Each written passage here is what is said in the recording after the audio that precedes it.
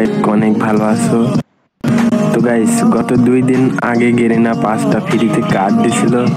সকালে গেমে ঢুইকা দেখি যে ওই 5টা কার্ড দিয়ে এখানে স্পিন করতে দিচ্ছে। তো এখানে 2টা বান্ডিল আছে, দেখি এখন গেরিনা আমারে দেয় কি না দেয়। তো ফার্স্ট একটা স্পিন কইরা দিই, তো এই স্পিনে আমারে গেরিনা 2টা টোকেন দেয়া দেয়। তো আমি জানি গেরিনা আমারে দিবে না, তো এখানে 5টা যেহেতু ফ্রিতে দিছে এখন তো আমার মারাই লাগবে। তো তারপরে আমি আরেকটা স্পিন কইরা দিই, তো এখানে আমারে একটা টোকেন দেয়া দেয়।